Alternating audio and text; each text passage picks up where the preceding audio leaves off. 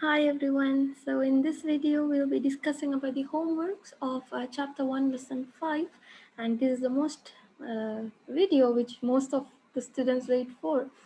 So without wasting much time, let's go ahead and check these answers. Just check whether the steps which I'm doing now and the steps which you have done are the same, or is there any difference. If there is any mistake, it's all right to make mistakes. You just need some practice, that's all, but you will know what is the mistake you did. Right, so keeping the previous video of your lessons in mind, if you have not watched the video, I will put the link above so you can just watch that. All right, so here we have 3d plus 8 minus equals 2d minus 17. The rule first, move the variables to one side and keep the numbers onto the other. So that's going to be 3d, that will become minus 2d equals negative 17 minus 8, plus 8 will become minus 8. So 3d minus 2d will give me 1d, but we don't write the 1 as always. D is equal to negative 25. Minus 7 minus 17 minus 8, both of them are negative. So we add the numbers, but we keep the sign the same. Okay, moving to number 2, it is again a similar question. So move the variables to one side. That will be 2n minus 5n equals negative 10 plus 7. So 2 minus 5 will give me a negative 3. N equals negative 3. How negative 3? It's negative and positive. So what's the integer rule if negative and positive? You subtract them and choose the sign which the greater number has. Now n is going to be equal to negative 3 over negative 3. Now both of them have negatives, so we can simply cancel them, and that leaves us with n is equal to 1. You can check it by yourself orally, like you have the answer now 1. So replace 1 here. So 2 ones are 2. 2 minus 7 is negative 5. 5 multiply 1 is 5. 5 minus 10 is negative 5. So both sides have negative 5s. You can mentally check that too, whether the answer is correct or not. Again, the same style of question. We are just going to move p plus 6p because it's negative 6p, so it becomes plus 6p. 13 plus 15. So this means p plus 7p will give me a 7p, which is going to be equal to 28. So p equals 28 over 7, which p is going to be equal to 4. Hopefully by now you must get these answers right, because you've solved enough equations with such simple ones, right? Okay, let's move on to question number 4. Now here again it's a similar kind of question. So minus t equals negative 19, negative 5. So minus t, that means there is a number 1 here. So negative 1 will give me a negative 2t equals negative 24. So t is going to be equal to negative 24 divided by negative 2. Now, as again, they both have negative signs, so we can simply cancel them, right? Or, if you divide two negative numbers, finally, anyhow, your answer is going to be a positive 1. So, 24 divided by 2 will give you 12. So, either you can cancel this, 24 divided by 2 is 12, or negative 24 divided by negative 2 will also give you a positive 12. Because you're dividing two negative numbers, the answer should be a positive 1. These are the integer rules which you should never forget. Okay, now again, same kind of question here too. So here, let's arrange them. 15x plus 9x equals 2 plus 10. That's going to give you here a 24x equals 12. So x is going to be equal to 12 over 24. Now you cannot divide 12 by 24, right? So, but make sure that you can simplify them. Can I simplify this? Of course I can with 12, because the GCF of 12 and 24 is 12. So 12 divided by 12 is 1, and 24 divided by 12 is 2. So your answer is x is equal to 1 over 2. Always make sure that you write it in the simplest form. Okay, again a similar question, but this time with a decimal. But the rule remains the same, whether it is a decimal or a fraction. So 1.8 r plus 5.7 r equals -6, -9. So 1.8 plus 5.7. So write it separately if you cannot add it mentally. Write it in one place and then add them. So this is going to give us a 15, and that is going to give us a 7. So the decimal right under the decimal point, that will give you a 7.5 r equals -15, because -6, -9 will give me a -15. Now r is going to be equal to -15 divided by 7.5, correct? Now, as you know, we have to divide. Now there is no choice for us. So 15 divided by 7.5. You know that we cannot divide when there is a decimal.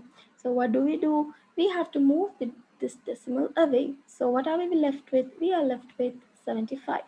But when the decimal moved, the decimal here has to move too. But here there is no decimal. So what do? We add a 0. Because there is no decimal to move here. If there was a decimal in between 1 and 5, we can move it away. But there is no decimal. So because there is no decimal, we add a 0. But this decimal must move. Because this decimal moved, we add a 0 as this number doesn't have a decimal point. Now all what we are left with is 150 divided by 75. And that will give you a 2, because 275s are 150. So your answer is going to be R is equal to 2.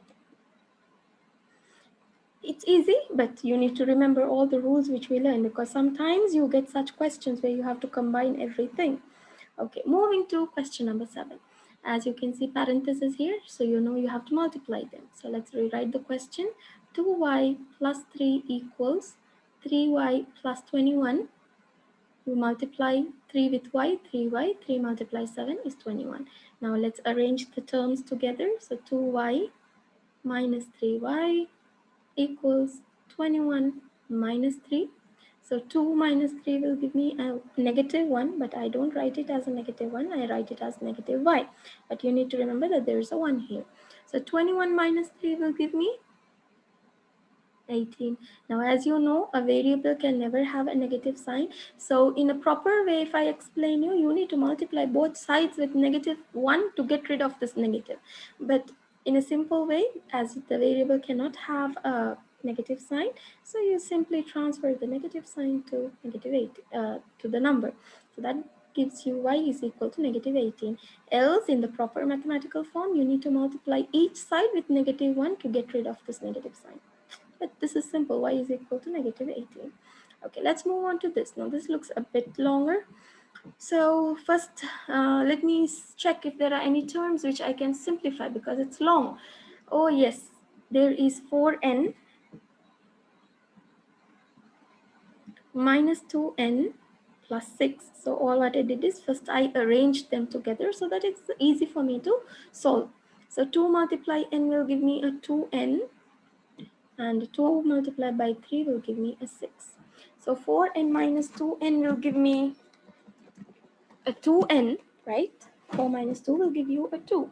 So 4 minus n is going to give you a 4n minus 2n is going to give you 2n plus 6 equals 2n plus 6. Okay, I can see something here. Let's see, what does that look like? Both sides of the equation are equal. So when both sides of the equation are equal, what do? You can just write it as all real numbers. If you want to go further and solve, please go ahead and solve it. Like you want to change 2n minus 2n equals 6 minus 6. Anyhow, both sides of the equation will have zeros. So but you can make it out from here that they both are the same, as they both have the same sign and the same variables and numbers. So you can just write it as all real numbers. Okay, let's move to question number 9. Now, can I simplify anything? Yes, I can. I can simplify this part, right? 6m minus 8 equals 2 minus 1 plus 9m. I can solve this. So 6m minus 8 equals 1 plus 9m. That means I need to rearrange them. 6m minus 9m equals 1 plus 8. So 6 minus 9 will give me a negative 3m, which is going to be equal to 9. M is equal to 9 divided by negative 3. So m is equal to negative 3. That was an easy one, isn't it? Just you get them together, like you solve the simplify one side of the equation, and then you just follow the same steps. Okay, moving to question number 10.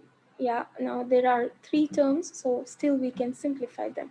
So if you simplify, first write them, minus v plus 6v plus 5 equals 1 plus 3, because I can add 1 plus 3, 2 plus 5v. So that's going to give me, here there is 1. So negative 1 plus 6 will give me a 5v plus 5. And this is going to be 4 plus 5v. Now, move them to one side. 5v minus 5v equals 4 minus 5, right? Plus 5 will become minus 5. So 5v minus 5 will give me a 0. 4 minus 5 will give me a 1. Hold on, is this right? Is 0 ever equal to negative 1? Never. So when the equation itself is not true, we say that this equation has no solution, because this equation is not true. So we say that it has no solution.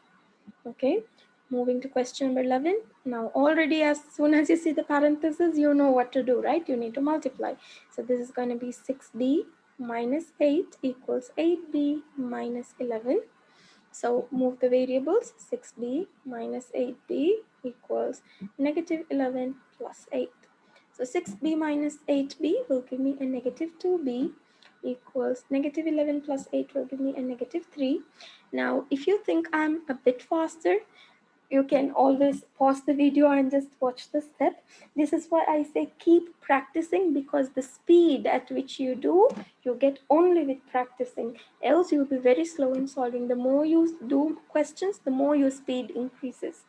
Okay, so the next one is going to be b is going to be equal to negative 3 over negative 2. Both of them are negative, so we can simply cancel them. So 3 over 2, what does that mean? 3 over 2 means we can make it into a mixed number. Yeah, like you divide 3 by 2, so that will give you 1 over 2. Or even if you say b is equal to 3 over 2, it's perfectly fine, because the question doesn't say like simplify or anything, but rather here it's in fractional form. That's fine, but when you have to simplify, you must. So you can either say b is equal to 3 over 2 or b is equal to 1 1/2. How I got 1 1/2? You must know by now how to divide, how to change improper fractions when a numerator is bigger. You just divide them. So this becomes the whole number, and this becomes the numerator, and the denominator remains the same. This is how you change a improper fraction into a mixed number. Okay, the last one, we have 5r minus 5 equals 2r minus 8 minus 6. Now this two, they are okay, they are fine, they have two terms, but here we have three. So we have to solve them, right? So 5r minus 5 equals 2r. Oh, we don't need to solve because they both are together. So minus 8 minus 6 will give me a minus 14. Already they both are together, so we don't need to rewrite the equation again. So again, move the numbers and variables to the same side. So that's going to be negative 14 plus 5. So 5r minus 2r will give me 3r. Minus 14 plus 5 will give me a negative 9. So r is going to be equal to negative 9 over 3. R is going to be equal to negative 3. So you're done with your questions. Hopefully, at least out of 12 questions, at least 10 of them have to be correct for you, right? Because they were easy. They are the same things which you've been learning from the past 2 weeks. So hopefully you have understood all the lesson questions, what are the steps to be done. If you don't understand, please go back and watch. You will understand it. Definitely you will understand, because our brain is made to a capacity which we can understand things, right?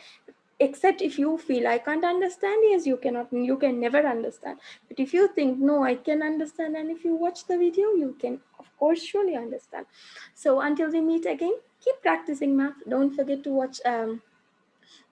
to practice math. And if there is any of your friends, as I always say, if there are any of your friends who are doing the same books, who are following the same lessons as you, do tell them to watch this video. Definitely they will benefit it from that too, so we can do small helps to help each other, right? So till we meet again, keep learning math.